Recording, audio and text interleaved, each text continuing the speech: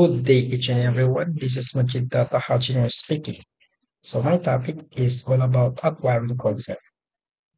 So when we say acquiring concept is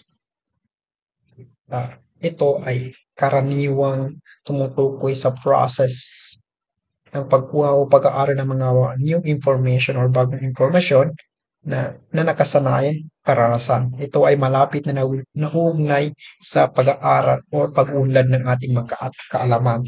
So, some concepts may be involved, such as the concepts of time and space, and then other concepts have learned. Kung saan ito ay natutunan natin or natutuhan natin sa ating pagkikipag-socialize araw-araw. And then, meron tayong tinatawag na explicit teaching as systems of step-by-step instructional. Okay, so for example nito is yung mga teachers natin na isa sa dahilan kung bakit meron tayong na-acquire ng mga concept dahil sa kanilang step-by-step procedural. And then, continually check for student understanding. No? So, yung step-by-step na ginagawa nila para sa atin is chine-check din nila kung natututuhan ba or naiintindihan natin yung mga in-explain nila or binibigay nila sa atin. And then, here's how the concept of acquiring function within the cognitive science. So, number one is knowledge acquisition. So when we say knowledge acquisition is a process gathering, organizing, and storing information in the brain. It involves both conscious learning and subconscious learning. So when we say conscious learning is example ito is yung mga studying books, and then ang subconscious naman is picking up social norms. Kagaya nga nasabi natin kanina is ang subconscious learning is kung ano yung nakukuha natin sa social norms natin. And then this occurs through various cognitive process, including perception, attention, memory, and um, encoding and the retrieval. Okay, so the next one is skill acquisition. It involves learning and practicing until a skill become automatic or a second nature. This often seen in motor skills. Okay, so when we say motor skills is like learning to play an instrument. Ito yung mga skills na natututuhan natin. No? Another example nito yung pag-aaral natin sa mga TESDA is skills din yan.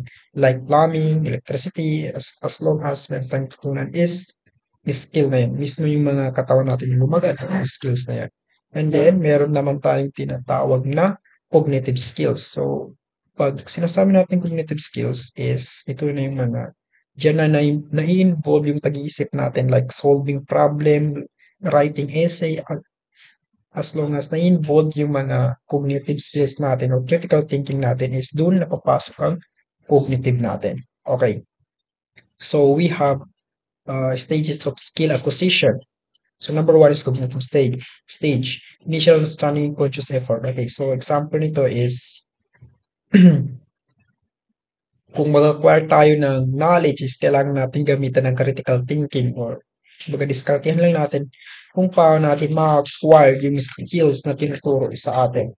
And then, when we say conscious effort here is, if you make a conscious effort to do something, you try to do it determined and intentional way. And then, the second one is associative stage, refining and reducing error. And then, the third one is autonomous stage, skills become automatic. Okay, so let's proceed to the language acquisition. Kanina is paano tayo mag-acquire ng knowledge. Then, paano tayo mag-acquire ng knowledge using sa ating mga skills. So dito, language acquisition naman. So when you say language acquisition is a process by which humans gain the ability to understand and communicate through language starting from infancy. Okay, so this process involves complex cognitive functions like pattern recognition, memory, and social interaction. So there are two types of language acquisition here.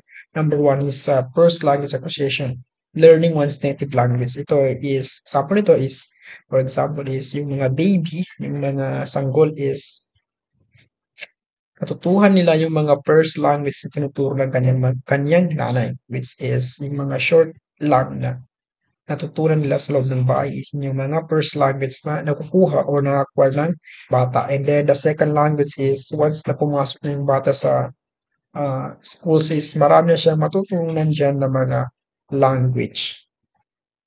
Okay, so the third one is meron tayong memory acquisition. So memory acquisition refers to the process of encoding new information and storing it in the brain for the future use.